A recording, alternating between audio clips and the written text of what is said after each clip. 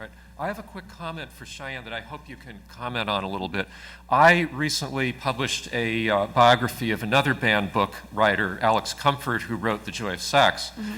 And that book came out in '72, like right around the time that, as you put it, that the romance genre sort of blew up. Mm-hmm. And what I'm remembering now, and I wonder if you could comment on this, is that a number of years later, when Alex was asked why Joy of Sex was so popular, you know, sex books before that, you know, of varying quality, didn't encourage fantasy. It was, you're supposed to stay away from that. And one of the things he said is that Joy of Sex gave permission to fantasize, to play roles, to you know, explore, like, you know, all kinds of settings and so forth, and that fantasy was important. It would seem to me that that's part of the function of romance, these romance novels, is to give permission to fantasy for women who are reading them. Yeah, I think that's absolutely right. And I think, I mean, obviously there's a lot to talk about in terms of hegemony and patriarchy and the sort of desire of the powers that be to suppress those fantasies, particularly for women, and that being a very threatening force. But it is really core to what modern romance became, and starting in '72 is when you see those sales just skyrocket. It was read before, but it really just blew up. Everybody's mom. It's, for some reason, it's always stashed in a bag under the bed. Like everybody, that's how they, like I found my grandma's stash, and I don't know. Maybe you have had that experience. Maybe you haven't. But it was when that fantasy was allowed to really come into play and be expressed. And obviously, it was a little clunky at first. The having to use rape as a sort of channel into allowing the fantasy, and that phased out over time. But I think that is an absolutely huge part of it. And if you look at, like Masters and Johnson, there were a lot of increasing studies of sex and things in the 50s onwards, but they were far more clinical, and they were also far more male-centric in a lot of ways. And with romance novels, all of a sudden it was that women could live out these fantasies, and what they found, and the men in their lives found, is that no, they didn't want to be abducted by an actual pirate, and romance, all the pirates bathe and have all their teeth, and every English duke, and believe me, every Englishman in a romance novel is a duke. The place is filled with them, and they are all really handsome. And so it's very much predicated on fantasy. And I think, that's the appeal. And romance as a genre does actually just fine in times of economic downturn. It's considered a recession-proof genre because people want to escape. They want fantasy. And it's not just fantasy in the sense of escape. It's also learning about yourself. You get, and I think sometimes people watch porn for similar reasons, like you can kind of live out these things or see if you're into this certain thing without actually having to do it yourself. And romance offers all of that for people. And starting in the early 70s with The Flame and the Flower, when that really came into being, and I think that is a huge, maybe the number one reason why it is so enduring is because that is the world that it offers for people, and it's so rich and important. I'd just add that, so there was a cultural shift that really did seem to be happening then, just a few years after the tropics and so forth are introduced into the United States. Mm-hmm. Thank you. Yes. I positioned myself. Thanks for the papers. It was great. Just a really fantastic panel. I'm going to try and be the devil's advocate for a moment. Cheyanne, I think I'm totally in agreement with you that romance is such a massive thing that it's odd that it's not being dealt with on a more sort of academic level. Mm-hmm. But I also wanted to say that connecting Ide's paper on the idea of modernism and the way in which I thought actually worked nicely with my own paper. It made me think about certain things. This idea that Miller is very much trying to embody a collective rather than just isolate himself as a kind of individual figure within perhaps a more conventional idea of what we consider the modernist alienated hero as being, right?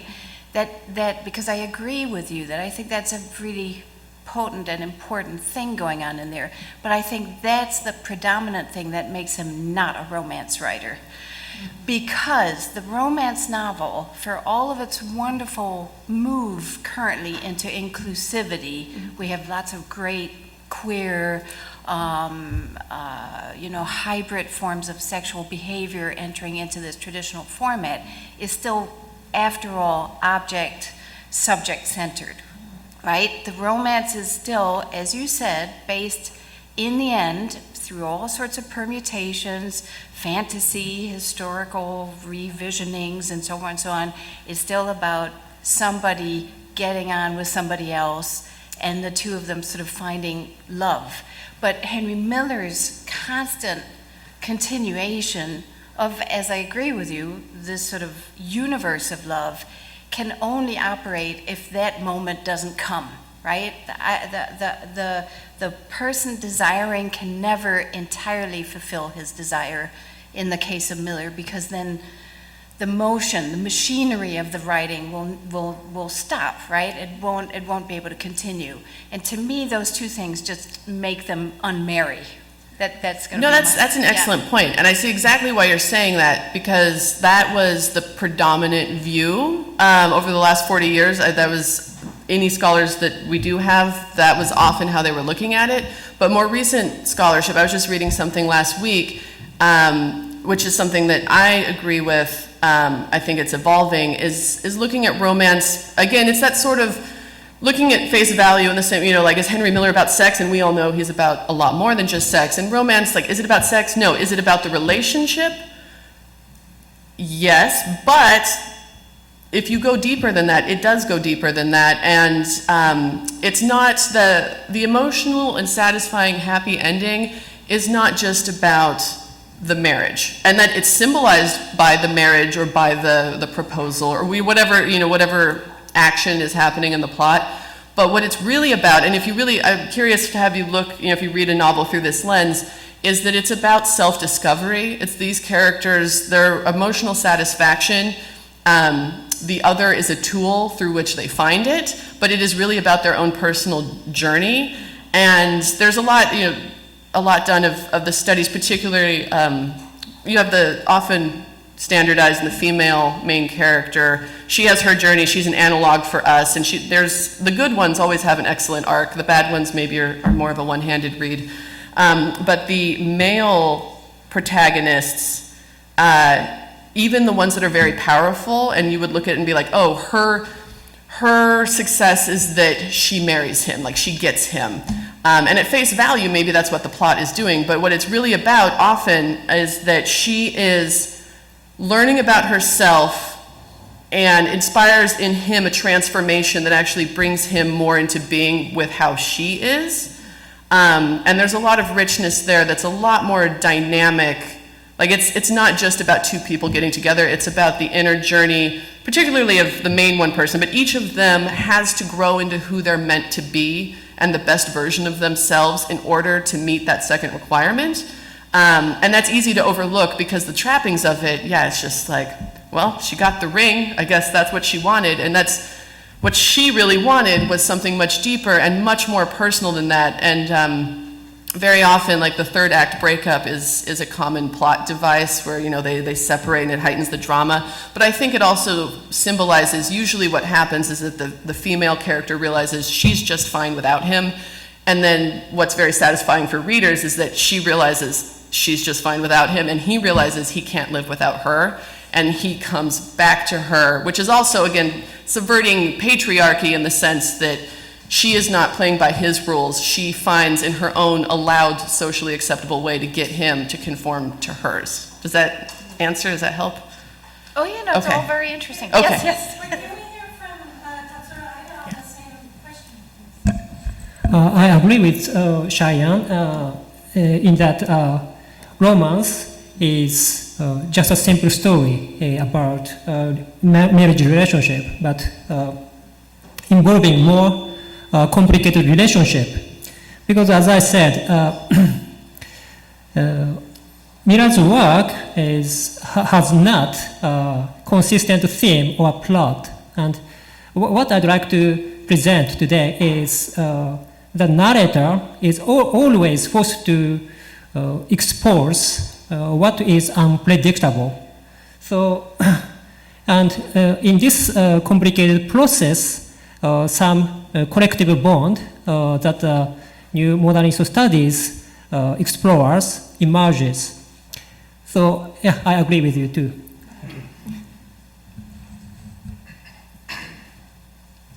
Michael, I was fascinated by I felt like we got the sort of Columbo-esque demystifying, of what we all thought the Capricorn notes really were, and know it was a plan of novel. Could you go into a bit more of the actual differences in content between the two? Were there any things that, when he made that revision, struck you in seeing the final product? I think that there's nothing there's no wow moment between the content. I think that what's most important about the transformation is the act of the rewriting itself, that it was used as a kind of a spur to finally getting around to beginning it. I think that had he not rewritten that document, nothing in the Crucifixion trilogy would have radically changed. I mean, the structure of the trilogy, I think, is the way it is, largely because he consistently over the 19-year compositional period returned to the Capricorn notes and checked off when he had written a scene and stuck to that chronological progression. But I didn't show it here, but I mean, usually he would take one sentence and then that can be expanded to an entire section of the book. I don't think, if we go looking for really interesting differences in content, there might be a few interesting language changes, like selling encyclopedias becomes like book selling campaign, but it's really as minor as that, the substitutions, or additional memories that come up.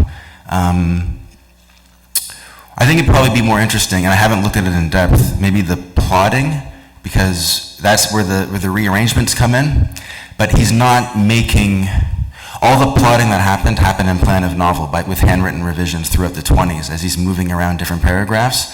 When he writes Capricorn notes, he follows the structure exactly as he's already said it.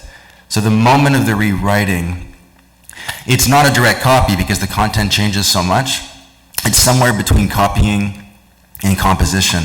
We know that it was a really passionate experience for him because we know that he used a very particular French typewriter to do the transfer, and that this particular typewriter was prone to mechanical failures, and depending on how hard he was typing the keys, he could create a very clean looking document. And I think probably many of us know that Miller was famously a very aggressive typer, a fast typer. So if he was working aggressively, there would be very uneven left margins and overlapping characters. In other documents that he created at the same time, such as the original Coites and Clichy and Marais-Marignon marinated typescripts, they look as well as as the cleanest typescript you could produce. Capricorn notes is a mess as far as uneven margins and close characters. So we know that when he was engaged in this retyping activity, he must have had plan of novel in front of him and was only glancing for the quickest things, but was really in something that looks like it was approaching a flow state in order to do it. But no, to simply answer the question, my feeling right now is that there are not any major differences that would reveal something revelatory about the content of the Crucifixion. One more question. I was trying to say Michael's like the Indiana Jones of Henry Miller scholarship. I think this is great. There's a really cool thing with the Barnett Rooter, and we also know that when Miller first did the transfer, he only did the main outline and the character list. So the chapters that he recorded later, that was an afterthought. Several months after he did the initial writing, it was written with a different typewriter, and we can date to the day that he gave Rooter the typescript. It's confusing, but there's an empty envelope at Yale that Miller put a letter in, and the ink from the letter transferred onto the envelope. And when Yale scanned the letter, I'm not sure whether it would be visible to the naked eye. So this is when I got lucky when I couldn't physically visit a repository. The light from the scanner picked up the traces of the text, of the ink that had bled through. And so we got to find out that he said, I'll have the notebook for you on Saturday. So that's cool stuff. One more question. This, it's not necessarily a question, but I did want to add to the discussion about the romance. I think, I almost think it's not necessary to even worry about the social structures and things in the romance novels. I think with Miller, it falls more into the category of agency over just like essence experiences, and I think like it's a way above the inhuman machine, like to have these fantasies and experience them, but that's it, basically. Like, because I think the same with horror and like surrealism, it's like, it's a way outside of the machine. It's not that, I feel like it doesn't have to be taken. Right. No, it's very transcendent. It's very subversive. And again, the same way that Miller had such a reputation for being such a ladies' man that people assumed he slept with thousands of women, but he didn't. You know, there's distances there that I think absolutely explore and reinforce what you just said. Absolutely, and that's very important. It makes me too with the mysticism conversations yesterday of like not going towards it, but just existing with it as. I think like it feels like agency over the essence. I don't know. Right. No, it's absolutely true. And that's, you know, these novels give particularly women an agency over their life experience and their expression of it. And you know, they may be in a situation in their life where they don't have agency, and these experiences of reading these texts or writing these texts gives them that and helps them explore their relationship to that. And a lot of times the characters themselves, that's, you know, you have the Cinderella trope, a woman who has no agency. She's got a pretty awful life and it doesn't really look like it's going to go anywhere. And through the course of her romance, finds agency. And of course, you could tear that apart because it's so embedded in structures of patriarchal narrative in the sense that she has to find it through a man. But you can also look at it through a lens of the agency of a woman doing the best with what she has, and she is, through the means society has given to her, able to transcend her circumstances and become a better, more fully realized version of herself. So I think that's perfect. Very good.